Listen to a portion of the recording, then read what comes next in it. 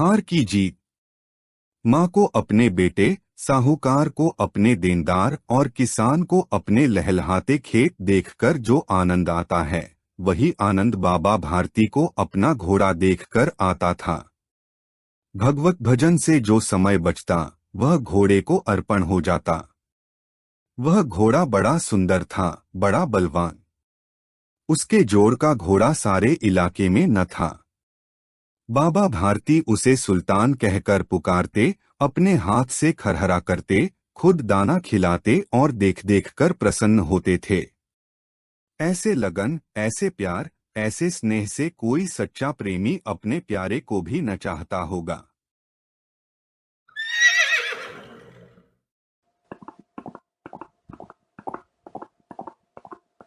उन्होंने अपना सब कुछ छोड़ दिया था, रुपया, माल, असबाब, जमीन, यहाँ तक कि उन्हें नागरिक जीवन से भी घृणा थी।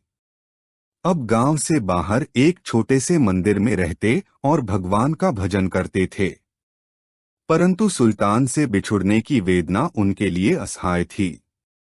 मैं इसके बिना नहीं रह सकूंगा, उन्हें ऐसी भ्रांति सी हो गई थी। वे उसकी चाल पर लट्टू थे। कहते, ऐसे चलता है जैसे मोर घनघटा को देखकर नाच रहा हो। गांवों के लोग इस प्रेम को देखकर चकित थे, कभी कभी कनखियों से इशारे भी करते थे, परंतु बाबा भारती को इसकी परवाह न थी।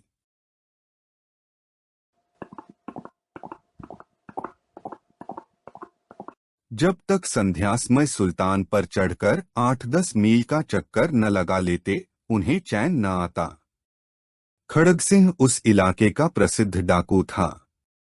लोग उसका नाम सुनकर कांपते थे। होते होते सुल्तान की कीर्ति उसके कानों तक भी पहुंची। उसका हृदय उसे देखने के लिए अधीर हो उठा। वह एक दिन दोपहर के समय बाबा भारती के पास पहुंचा और नमस्कार करके बैठ गया।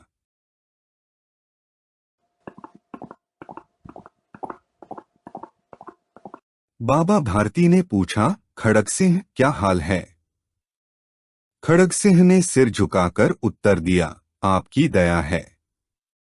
कहो, इधर कैसे आ गए?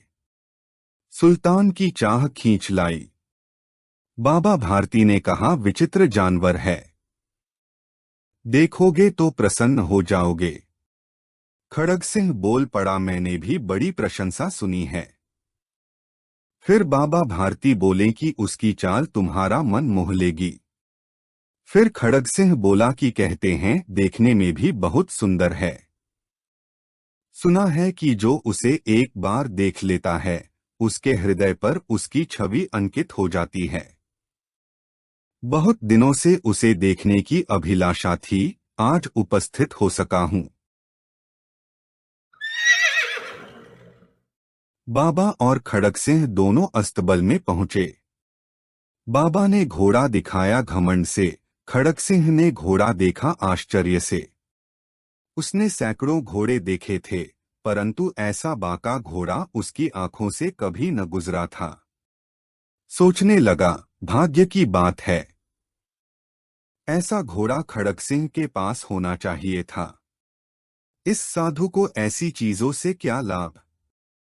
कुछ देर तक आश्चर्य से चुपचाप खड़ा रहा।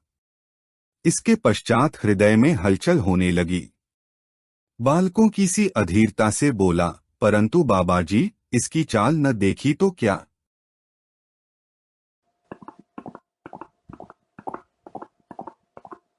बाबा जी भी मनुष्य ही थे।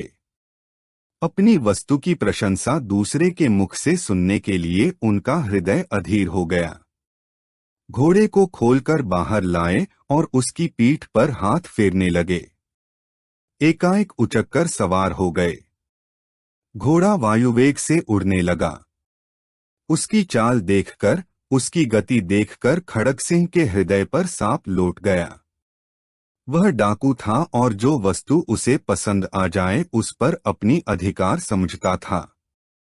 उसके पास बाहुबल था और आदमी भी। जाते जाते उसने कहा, बाबाजी, मैं यह घोड़ा आपके पास न रहने दूंगा। बाबा भारती डर गए।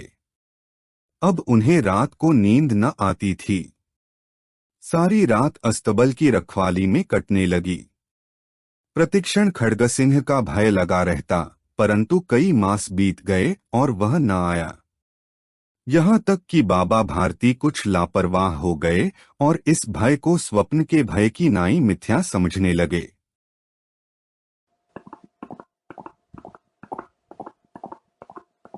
संध्या का समय था। बाबा भारती सुल्तान की पीठ पर सवार होकर घूमने जा रहे थे। इस समय उनकी आंखों में चमक थी, मुख पर प्रसन्नता। कभी घोड़े के शरीर को देखते, कभी उसके रंग को, और मन में फूले न समाते थे। सहसा एक ओर से आवाज आई, ओ बाबा, इस कंगले की सुनते जाना। आवाज में करुणा थी। बाबा ने घोड़े को रोक लिया। देखा, एक अपाहिज वृक्ष की छाया में पड़ा कराह रहा है। बोले, क्यों, तुम्हें क्या कष्ट है? अपाहिज ने हाथ जोड़कर कहा, बाबा, मैं दुखियारा हूं, मुझ पर दया करो। रामावाला यहाँ से 3 मील है, मुझे वहां जाना है। घोड़े पर चढ़ा लो, परमात्मा भला करेगा। वहां तुम्हारा कौन है? दुर्गादत्त वैद्य का नाम आपने सुना होगा। मैं उनका सौतेला भाई हूं। बाबा भारती ने घोड़े से उतरकर अपाहिज को घोड़े पर सवार किया और स्वयं उसकी लगाम पकड़कर धीरे धीरे चलने लगे।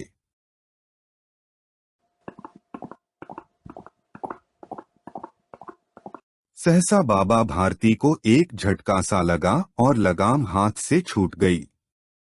उनके आश्चर्य का ठिकाना न रहा जब उन्होंने देखा कि अपाहिज घोड़े की पीठ पर तनकर बैठा और घोड़े को दौड़ाए लिए जा रहा है। उनके मुख से भय, विस्मय और निराशा से मिली हुई चीख निकल गई। वह अपाहिज डाकू खड्गसिंह था। बाबा भारती कुछ देर तक चुप रहे और कुछ समय पश्चात कुछ निश्चय करके पूरे बल से चिल्लाकर बोले, जरा ठहर जाओ। खड्गसिंह ने यह आवाज सुनकर घोड़ा रोक लिया और उसकी गर्दन पर प्यार से हाथ फेरते हुए कहा, बाबाजी, यह घोड़ा अब न दूंगा, परंतु एक बात सुनते जाओ। खड्गसिंह ठहर गया। बाबा भारती ने निकट जाकर उसकी ओर ऐसी आंखों से देखा जैसे बकरा कसाई की ओर देखता है, और कहा, यह घोड़ा तुम्हारा हो चुका है। मैं तुमसे इसे वापस करने के लिए न कहूंगा, परंतु खड्गसिंह, केवल एक प्रार्थना करता हूं, इसे अस्वीकार न करना, नहीं तो मेरा दिल टूट जाएगा।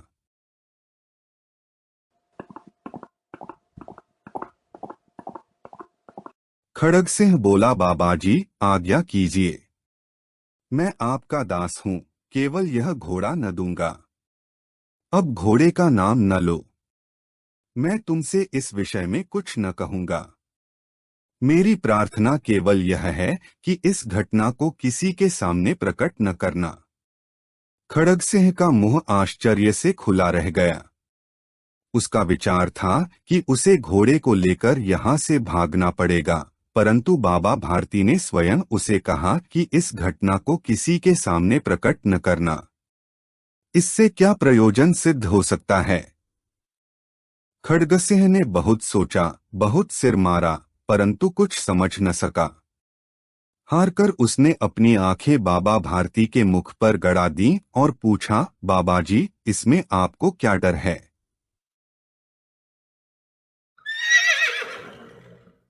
सुनकर बाबा भारती ने उत्तर दिया, लोगों को यदि इस घटना का पता लग गया तो वो किसी गरीब पर विश्वास न करेंगे।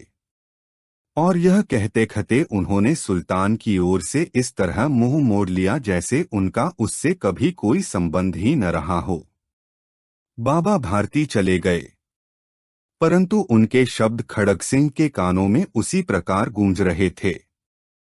सोचता था, कैसे ऊंचे विचार हैं, कैसा पवित्र भाव है।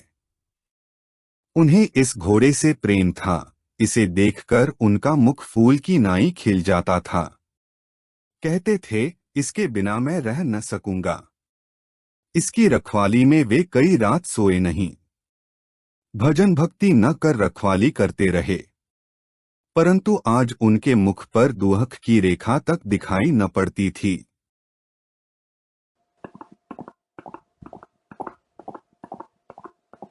उन्हें केवल यह ख्याल था कि कहीं लोग गरीबों पर विश्वास करना न छोड़ दें। उन्होंने अपनी निज की हानि को मनुष्यत्व की हानि पर न्योछावर कर दिया। ऐसा मनुष्य मनुष्य नहीं, देवता है। रात्रि के अंधकार में खड़ग सिंह बाबा भारती के मंदिर पहुंचा। चारों ओर सन्नाटा था। आकाश पर तारे टिमटिमा रहे थे। थोड़ी दूर पर गांवों के कुत्ते भौंक रहे थे। मंदिर के अंदर कोई शब्द सुनाई न देता था। खड़ग सिंह सुल्तान की बाग पकड़े हुए था। वह धीरे धीरे अस्तबल के फाटक पर पहुंचा। फाटक किसी वियोगी की आंखों की तरह चौपट खुला था। किसी समय वहां बाबा भारती स्वयं लाठी लेकर पहरा देते थे, परंतु आज उन्हें किसी चोरी, किसी डाके का भय न था। हानि ने उन्हें हानि की तरफ से बेपरवाह कर दिया था।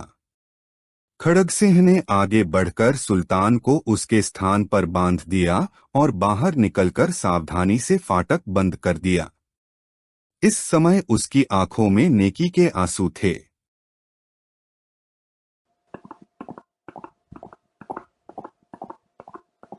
अंधकार में रात्रि ने तीसरा पहर समाप्त किया और चौथा पहर आरंभ होते ही बाबा भारती ने अपनी कुटिया से बाहर निकल ठंडे जल से स्नान किया। उसके पश्चात इस प्रकार जैसे कोई स्वप्न में चल रहा हो, उनके पांव अस्तबल की ओर मुड़े, परंतु फाटक पर पहुंचकर उनको अपनी भूल प्रतीत हुई। साथ ही घोर निराशा ने पांवों को मन भर का भारी बना दिया। वे वहीं रुक गए। घोड़े ने अपने स्वामी के पांवों की चाप को पहचान लिया और जोर से हिनहिनाया। अब बाबा भारती दौड़ते हुए अंदर घुसे और अपने घोड़े के गले से लिपटकर इस प्रकार रोने लगे, जैसे बिछुड़ा हुआ पिता चिरकाल के पश्चात पुत्र से मिलकर रोता है। बार बार उसकी पीठ पर हाथ फेरते, बार बार उसके मुंह पर थपकियां देते और कहते थे, अब कोई गरीबों की सहायता से मुंह न मोड़ेगा।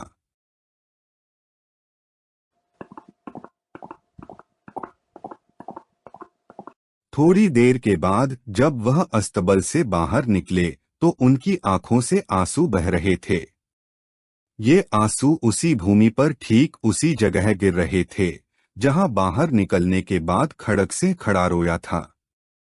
दोनों के आंसुओं का उसी भूमि की मिट्टी पर परस्पर मिलाप हो गया। कहानी से सीख।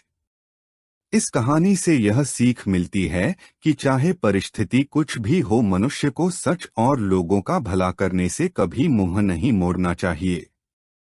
लोगों का भलाई करने वाले के साथ हमेशा भला होता है। बहुत पुरानी कहावत है कि कर भला तो हो भला।